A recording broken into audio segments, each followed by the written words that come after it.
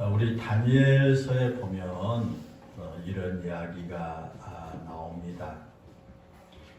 다니엘의 세 친구라고 알려진 사드락과 메삭과 아벤누고가 이 두라 평지에 세워진 거대한 신상 앞에 이 절을 하지 않으면 맹렬히 타는 그 풀무불에 던진다고 하는 왕의 명령이 내려졌음에도 불구하고 그 신상에 절을 하지 않았습니다. 대단하죠? 왕의 명령인데 신상에 절을 하지 않습니다. 그들은 죽으면 죽으리라고 했고 하나님께서 우리를 맹렬히 타는 풀무불 가운데서 건져내실 것을 믿는다라고 했고, 만일 하나님께서 우리를 건져내지 않으신다고 할지라도 왕의 신들을 섬기지 않겠노라라고 했습니다.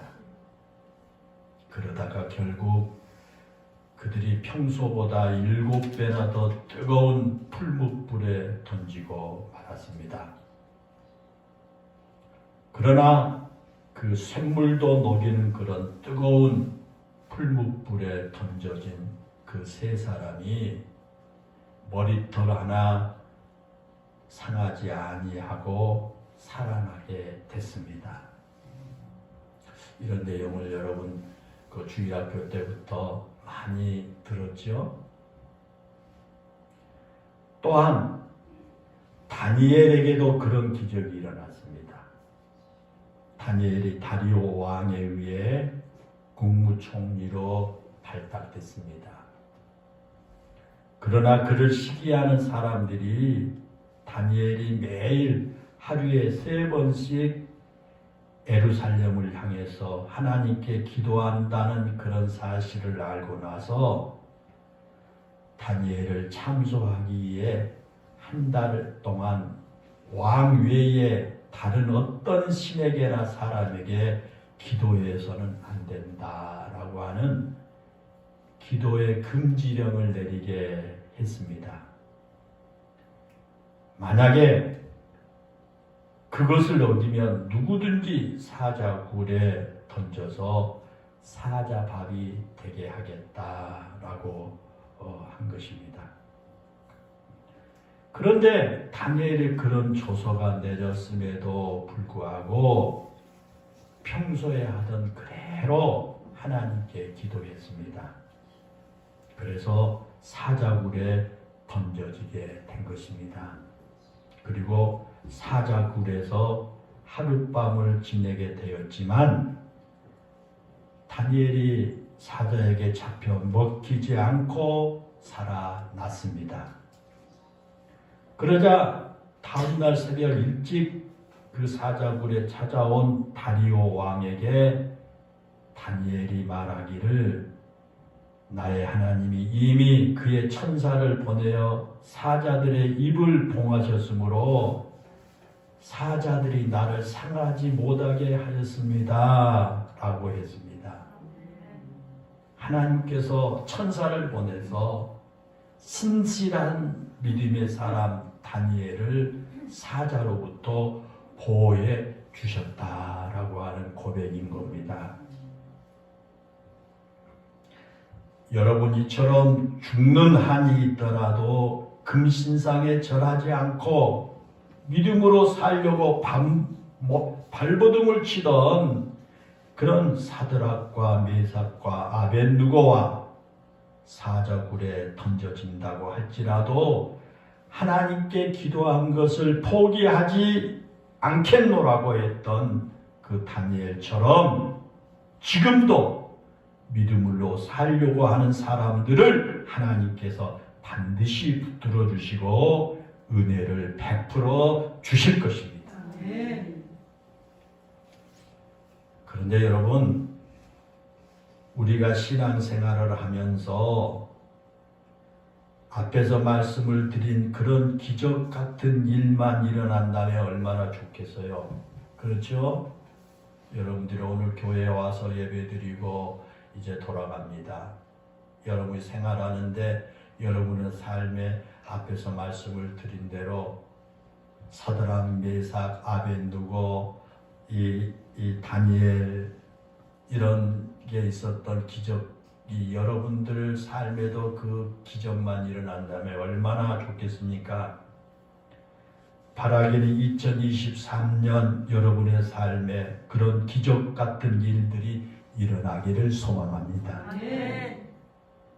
그러나 여러분, 우리에게 그런 일이 일어나지 않을 때도 많습니다.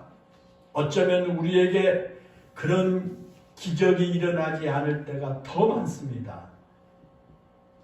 때로는 뜨거운 풀무불에서 머리카락 하나 상하지 않게 지켜주신 은혜도 우리에게 있지만, 그러나 살아가는 삶에서 그런 은혜를 경험하지 못한 채 살아갈 때가 더 많습니다. 그렇죠? 예를 들면 코로나가 극성을 부릴지라도 우리 믿음의 사람들은 코로나에 걸리지 않으니 얼마나 좋겠습니까? 하나님을 믿으니까 코로나가 안 걸리면 얼마나 좋겠습니까? 그러나 믿음으로 기도하는 사람에게도 코로나가 걸립니다. 저도 걸렸고요. 여러분도 다 믿음으로 열심히 이렇게 살아가지만 코로나에 걸리기도 합니다. 또 우리의 믿음의 사람들이 운전할 때 하나님께서 보호해 주셔서 교통사고가 나지 않고 늘 안전하게 운전을 할 수 있으면 얼마나 좋겠습니까? 그러지 않겠어요? 그러나 때로는 우리 믿음의 사람에게도 불현듯 교통사고가 나기도 합니다. 또 하나님을 사랑하는 사람에게는 감기도 안 걸리고 암도 피해간다면 얼마나 좋겠습니까? 그렇다면 저도 목회하기가 정말 쉬울 것 같습니다. 그러나 우리 성도들 가운데도 암에 걸리기도 하고 심지어 암으로 세상을 떠나는 경우도 있습니다. 또 열심히 기도하고 교회를 섬기는 우리 성도들의 가정에 자녀들이 원하는 대학에 다 들어가고 직장도 한 번에 다 붙었으면 얼마나 좋겠습니까?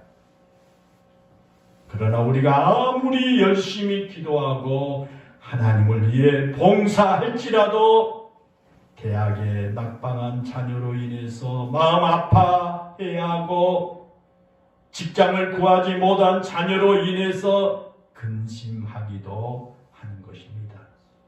여러분 그렇죠? 사랑하는 여러분, 왜 우리에게 그런 일이 일어날까요? 하나님께서 다니엘은 사자굴에서도 건져주셨는데 왜 우리에게는 그런 기적 같은 일이 일어나지 않을까라는 겁니다. 사드락과 메삭과 아벤느고는 그 뜨거운 풀무불 속에서도 머리카락 하나 그을리지 않게 보호해 주셨는데 왜 우리에게는 그런 기적 같은 일이 일어나지 않을까라는 것입니다. 우리가 신앙생활을 잘 못해서 그럴까요? 우리가 하나님을 사랑하지 않았기 때문에 그럴까요? 아니면 우리에게 죄가 많기 때문에 그럴까요? 왜 그럴까요? 이 성경에서 믿음의 장이라고 하는 히브리서 11장에 보면요, 믿음으로 살아온 사람들의 이야기가 쭉 기록되어 있어요. 그러면서 이 33절에서 그들은 믿음으로 이 나라들을 이기기도 하며 의를 행하기도 하며 약속을 받기도 하며 사자들의 입을 막기도 하며 라고 합니다. 여기서 사자들의 입을 막았다라는 것은 다니엘을 말하고 있습니다. 그리고 이어서 34절에서 말하기를 불의 세력을 멸하기도 하며 칼날을 피하기도 하며 연약한 가운데서 강하기도 하며 전쟁에서 용감하게 되어 이방 사람들의 진을 물리치기도 하며 라고 했습니다. 거기서 불의 세력을 멸하기도 하며 라는 것은 사드락과 메삭과 아벳느고를 말하고 있습니다. 그것만이 아닙니다. 칼날을 피하고 거기 34절에 계속 나오죠. 칼날을 피하고 연약한 가운데 강하게 되고 전쟁에서 용감하여 적의 진지를 물리쳤다 그랬습니다. 여러분, 이 얼마나 강한 역사입니까? 믿음으로 살았던 사람들이 그렇게 하나님의 도우심으로 칼날 앞에서 승리했다라는 그런 말씀입니다. 그런데 거기서 끝나지 않습니다. 히브리서 11장 35절, 거기 히브리서 11장 계속 보면은 여자들은 자기의 죽은 자들을 부활로 받아들이기도 하며 또 어떤 이들은 더 좋은 부활을 얻고자 하여 심한 고문을 받되 구차히 풀려나기를 원하지 아니하였으며 라고 했습니다. 여러분, 거기 보면 우리가 생각하는 것처럼 믿음이 늘 그 승리만을 가져다 주는 것이 아니다 라고 그렇게 말합니다. 믿음의 사람들 가운데 심한 고통을 받는 사람도 많았다고 거기 기록되어 있습니다. 여기서 말하는 심한 그 고문은 이 말의 원래 의미는 이 북을 두드리는 북채를 의미합니다. 심한 고문, 그 북을 덩덩덩 두드리는 그 북채를 의미합니다. 그 북채를 가지고 마구 북을 두드리는 것처럼 심하게 매질을 하는 것을 의미합니다. 믿음의 사람들이 그렇게 심한 매질을 당하는 고문을 겪어야 했다라는 말입니다. 그런데 그런 고문을 당해서 죽음에 이를지라도 그들은 결코 고문을 회피하지 않았다라고 말합니다. 히브리서 11장 36절 계속 말하기를 또 어떤 이들은 조롱과 채찍질 뿐만 아니라 결박과 옥에 갇히는 시련도 받았으며 그랬습니다. 거기에 보면 사람들에게 조롱거리가 되었고 채찍을 당하기도 하고 붙잡혀 결박을 당하고 옥에 갇히기도 했습니다. 여러분, 누가 그랬다고요? 믿음의 사람들이 그랬다는 겁니다. 예수 그리스도를 믿는 사람들이 그랬다는 겁니다. 또 이어서 히브리서 11장 37절 계속 보면요, 돌로 치는 것과 톱으로 켜는 것과 시험과 칼로 죽임을 당하고 양과 소의 가죽을 입고 유리하여 궁핍과 환난과 확대를 받았으니 라고 했습니다. 거기에도 보면 더 끔찍한 일을 겪었다고 증언하지요. 최초의 순교자 스데반이 돌에 맞아 죽었고요. 12사도 가운데 한 사람이 시몬이 기둥에 거꾸로 매달려 톱으로 잘려 몸이 두 동강이가 나는 형벌을 받고 순교했다고 알려지고 있습니다. 초대교회 당시 믿음의 사람들 가운데 수많은 사람들이 궁핍한 삶을 살아야 했고 환난과 확대를 받은 일이 일상적이었습니다. 이게 초대교회 성도들의 삶이었습니다. 사랑하는 여러분, 그렇다면 그런 초대교회 성도들이 신앙생활을 잘 못해서 그런 고난과 시련과 형벌과 죽임을 당해야 했을까요? 또한 하나님께서 다니엘과 그의 세 친구들처럼 사자굴과 풀무불에서 건져내신 능력이 하나님께서 없으셔서 그들을 그런 시련과 박해와 죽음 가운데 내버려 두셨을까요? 우리가 잘 아는 것처럼 초대교회 성도들은 예수님을 믿는다는 것 때문에 어려운 경기장에서 많은 사람들이 지켜보는 가운데 사자의 발이 되기도 했습니다. 그때 하나님께서 다니엘에게 하셨던 것처럼 사자의 입을 막으셨다면 얼마나 좋겠습니까? 만약에 그때 하나님께서 다니엘과 같이 그들의 사자의 입을 막으셨다면 그 광경을 지켜보던 사람들이 살아계신 하나님의 능력을 직접 눈으로 보게 됐을 겁니다. 믿음의 사람들이 자신에게 달려드는 그 사자들 앞에서 무릎을 꿇고 기도할 때 사자들이 그들을 공격하는 것이 아니라 그들 앞에 무릎을 꿇었다면 어쩌면 많은 사람들이 하나님을 인정하고 예수님을 믿는 역사가 일어나게 됐을 겁니다. 그런데 하나님께서 그들을 그렇게 구해 주시지 않으셨고 박해받는 초대교회 성도들 또한 구차하게 자기들이 살려고 몸부림치지 않았습니다. 오히려 하나님을 위해 자신의 생명을 드릴 수 있는 것에 감사한 겁니다. 그렇게 히브리서 11장에서 믿음을 지키다가 시련을 겪고 박해를 받고 심지어 죽임을 당하는 사람들의 이야기가 나오다가 이제 38절에서는 이런 말이 나옵니다. 이런 사람들은 세상이 감당하지 못하느니라 그랬습니다. 여러분 여기서 이런 사람을 세상이 감당하지 못했다라고 하는 말의 의미를 아십니까? 왜 이런 사람들을 세상이 감당하지 못했을까요? 여러분 누가 승리했다는 것입니까? 그것은 믿음의 사람들이 이겼다는 겁니다. 고문을 당해서 죽고 조롱과 채찍을 당하고 결박되어 감옥에 갇히고 돌에 맞아 죽고 톱으로 펴서 몸이 두 동강이 나서 끔찍하게 죽어가는 사람들이 세상을 이겼다는 겁니다. 그들이 세상을 이겼다고 성경은 기록하고 있어요. 사랑하는 여러분, 이게 무슨 말이에요? 이게 맞는 말입니까? 우리가 세상에 판단하는 기준으로 본다면 고문을 당하고 죽이는 사람들이 더 힘있는 사람들입니다. 그렇지 않습니까? 채찍을 당하는 사람보다 채찍질하는 사람이 더 힘있는 사람입니다. 죽은 사람이 아니라 죽이는 사람이 이긴 사람입니다. 그런데 성경은 그렇게 말하지 않습니다. 반대로 말합니다. 오히려 죽어간 사람이 시련을 당하고 핍박을 받고 죽어간 사람들이 세상을 이겼다고 말합니다. 여러분 왜 그렇게 말할까요? 그 이유가 뭘까요?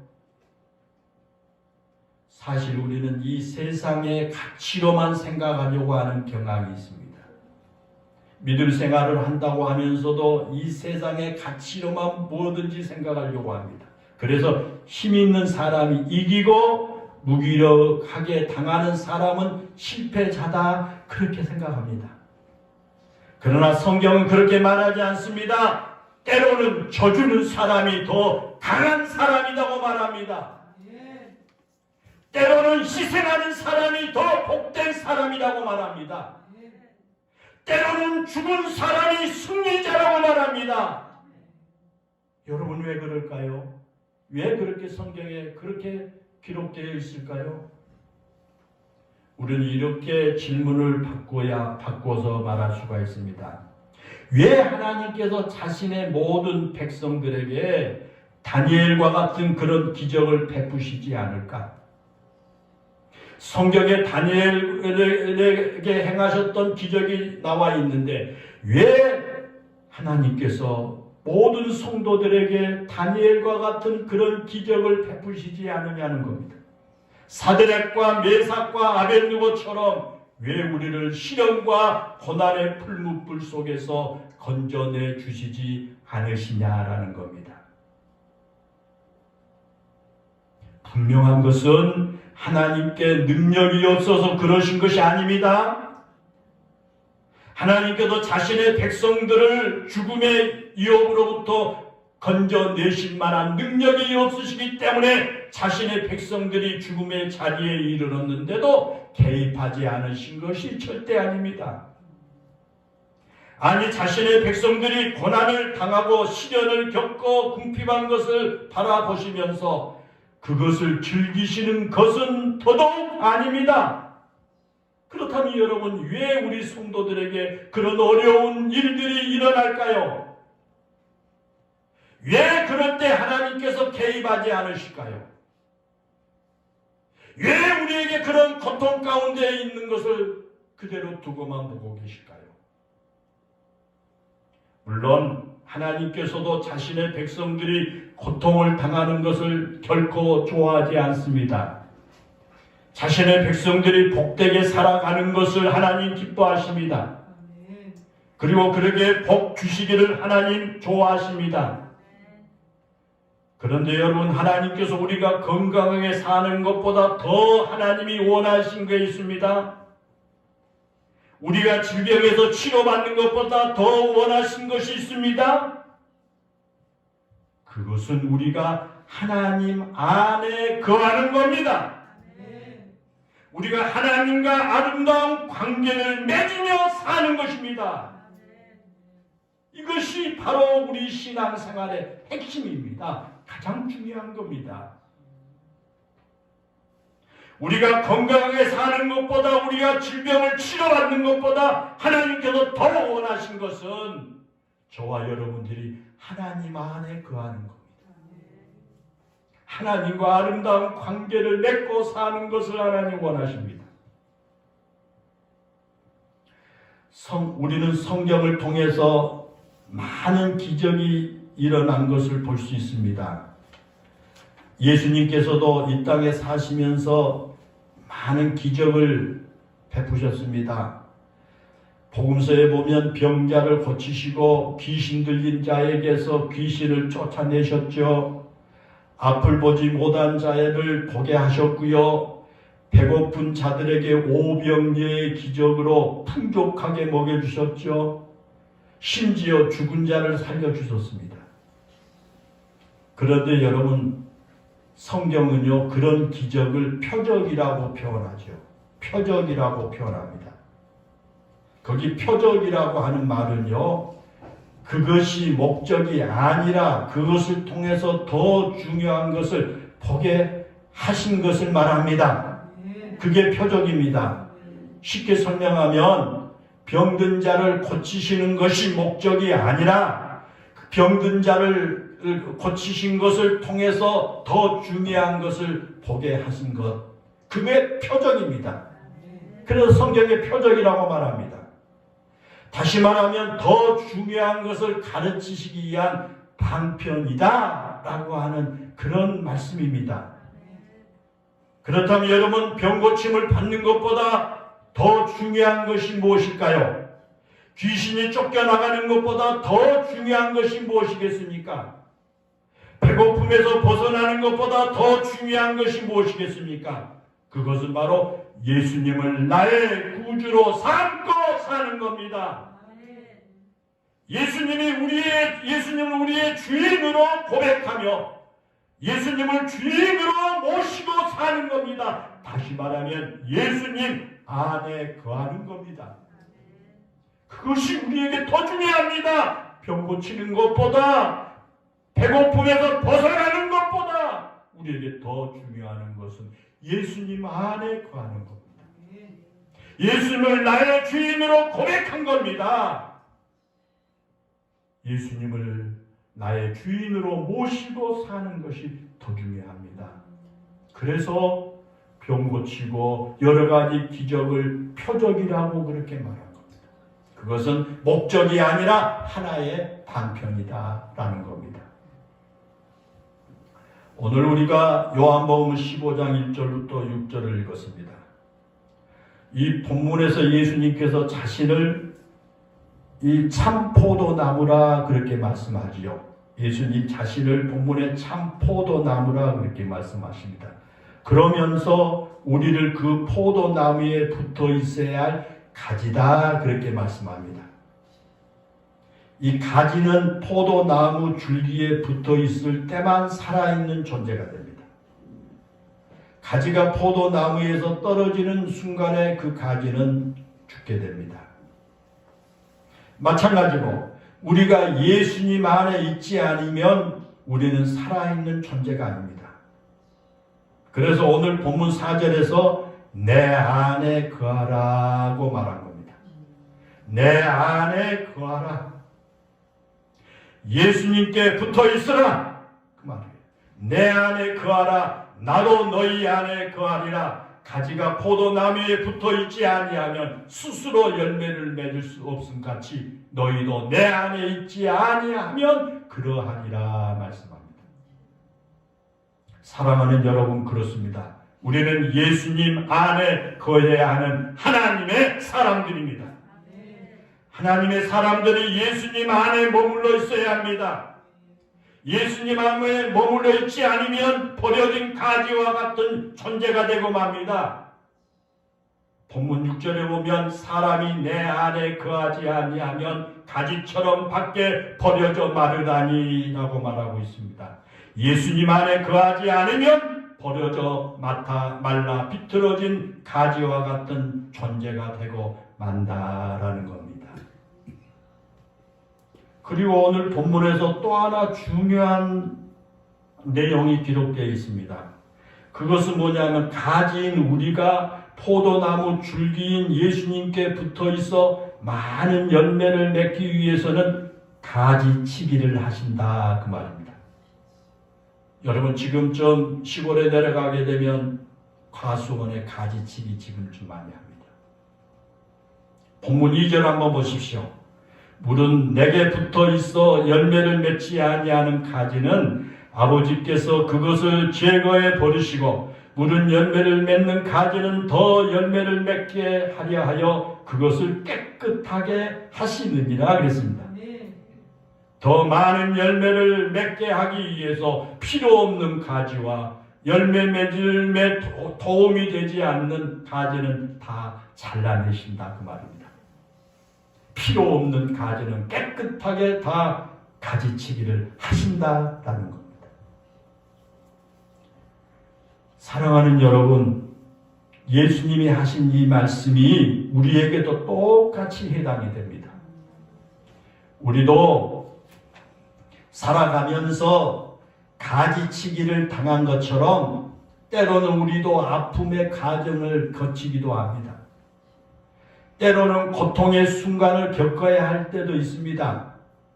때로는 내가 가지고 있고 내가 즐기고 있는 것들을 하나님께서 거두어 가실 때가 있습니다. 가지치기 하신 겁니다. 여러분, 그 이유가 뭘까요? 왜 우리가 그렇게 좋아하는 것을 빼앗아 가져가실까요? 왜 우리를 고통의 순간으로 밀어넣으실까요? 그 이유는 그렇게 함으로써 우리가 하나님 안에 온전히 거할 수 있기 때문입니다. 우리를 그렇게 함으로써 우리가 더욱 하나님을 가까이 하고 하나님 안에 온전히 거하도록 하시기 위해서 그런 겁니다. 우리는 평안을 구하지만 평안할 때 하나님을 잊어버리고 하나님과의 관계가 멀어지니까 하나님께서 우리의 평안을 잠깐 거두어 가시고 우리에게 시련을 겪게 하십니다. 우리는 행복을 구하지만 그 행복을 누리면서 하나님의 은혜를 잊어버리고 하나님 안에 거하지 못하니까 세상에 취해 사니까 하나님께서 잠시 우리의 행복을 접어두도록 우리에게 고통을 주신 겁니다. 그래야 우리가 하나님을 기억하고 하나님께 한 걸음 더 가까이 나아갈 수 있기 때문에 우리에게 잠시 고통을 주신 겁니다. 우리에게 가지치기를 하나님이 하신 겁니다. 사랑하는 여러분, 금년 한 해 여러분의 삶이 행복이 가득하고 평안이 넘치고 기쁨이 충만한 삶이 되기를 기도합니다. 그러나 그것보다 하나님께서 여러분에게 더 원하신 게 있습니다. 그것은 바로 하나님 안에 거하는 겁니다. 예수님 안에 거하여 예수님과 행복한 관계 맺는 것을 하나님이 더 원하십니다. 세상의 즐거움이 아닌 예수님 안에 있는 즐거움을 누리는 겁니다. 내 자신의 행복이 아닌 하나님과 함께하는 행복을 누리는 겁니다. 금년에 여러분 모두가 하나님과 더 가까워지기는 한 해가 되기를 소망합니다. 믿음은 우리가 하나님과 가까워지고 하나님 안에 거하며 사는 것을 최고의 행복이라고 그렇게 말합니다.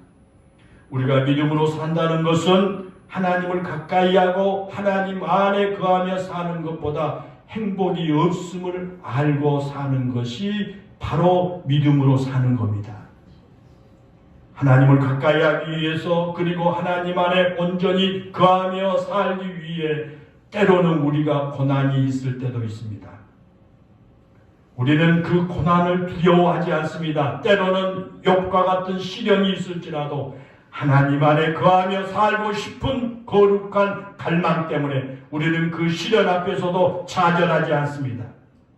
우리가 기도하는 것들이 우리의 바람대로 이루어지지 않는다고 할지라도 내가 하나님께 기도할 수 있고 하나님께서 내 기도를 들으신 나의 주님이시라는 사실을 알기에 우리는 결코 낙심하지 않습니다. 사랑하는 여러분, 금년에 우리에게 시련이 있을 수 있습니다. 때로는 금년에 질병으로 힘들 수도 있습니다. 그럴 때 하나님을 의심하지 마십시오. 그때는 우리가 하나님께 더 가까이 다가서는 기회가 되고 내가 하나님 안에 온전히 거할 수 있는 기회임을 아시기를 바랍니다. 내게 어려움이 있는 것은 반드시 내가 잘못해서 하나님께서 징벌한 것이 결코 아닙니다. 내가 너와 더 가까이 하고 싶다는 하나님의 사인인 수도 있습니다. 내 삶에 고통이 있고 시련이 있는 것은 내가 죄를 지었기 때문이 아닙니다. 내가 내 안에 머물러 있어야 하지 않겠느냐라고 하시는 하나님의 음성일 수 있습니다. 우리가 질병으로 힘든 순간을 맞는다면 그것은 하나님께서 나를 잊으셨기 때문이 아니라 내가 너를 내 품 안에 안고 싶다라고 하는 하나님의 마음일 수 있습니다. 그것을 알기에 히브리서 11장에 언급된 그 믿음의 사람들은 현재의 평안함보다 하나님과 함께하는 내일을 위해서 믿음의 길을 걸었습니다. 아브라함이 그랬고 모세가 그랬습니다. 이름이 성경에 언급되지 않는 수많은 믿음의 사람들이 심한 고문을 받고 조롱과 채찍을 당해도 심지어 죽음의 순간을 이르러도 믿음의 길을 갔던 이유가 바로 그것입니다. 하나님과 함께하는 삶이 가장 귀한 것이기 때문입니다. 사랑하는 여러분, 하나님은 우리의 환경보다 우리의 마음을 원하십니다. 하나님은 우리의 환경이 변화되는 것보다 우리의 마음이 변화되어 하나님을 온전히 나의 주인으로 모시고 살기를 원하십니다. 예수님 안에 나의 구주라고 하는 분명한 고백 속에서 예수님 안에 온전히 거하며 살기를 원하십니다. 사랑하는 성도 여러분, 금년 한 해 하나님을 더 가까이 하는 믿음으로 하나님 안에 온전히 거하며 사는 믿음의 사람들이 되시기를 바랍니다. 오늘 본문 5절에 보면 예수님께서 나를 떠나서는 너희가 아무것도 할 수 없느니라고 말씀합니다. 그렇습니다. 예수님을 떠난 우리는 아무것도 아닙니다. 하나님 품 안에 거하지 않으면 우리는 아무것도 아닙니다. 그래서 예수님께서 우리에게 내 안에 거하라고 거듭거듭 말씀하십니다.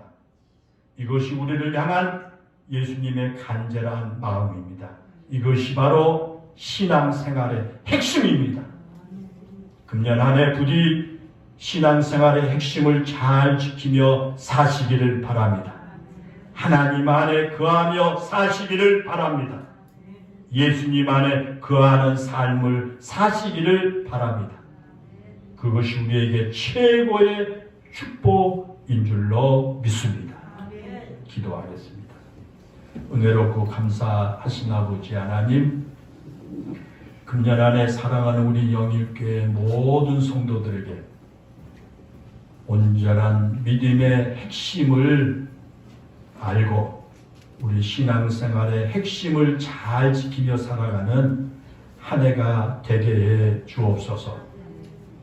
이 세상 그 무엇보다 우리에게 중요한 것은 하나님 안에 거하는 삶이라고 말씀합니다. 예수님 안에 거하는 삶이라고 말씀을 합니다. 우리 영일교회 모든 성도들 믿음으로 살아가지만 하나님 앞에 엎드려 열심히 기도하지만 때로는 우리에게 어렵고 힘든 일이 많고 고통스러운 일들이 많이 있을지라도 그럴 때마다 우리가 하나님 안에 거하기를 간절히 원하시는 하나님의 음성으로 듣고 우리가 하나님 안에 거하는 저들 되게 해 주시기를 원합니다. 초대교회 성도들처럼 우리에게 많은 핍박과 환난과 어려움과 고통이 엄습해 올지라도 하나님 품을 벗어나지 아니하고 하나님 품 안에 거하는 우리 영일교회 모든 성도들 되게 해 주소서. 하나님께서 예비하신 축복을 듬뿍 받는 한 해가 되게 해 주옵소서. 그렇게 살아가심으로 이 모든 것이 합력하여 선을 이루는 믿음의 체험이 있게 해 주시옵소서. 예수님의 이름으로 기도하옵나이다. 아멘.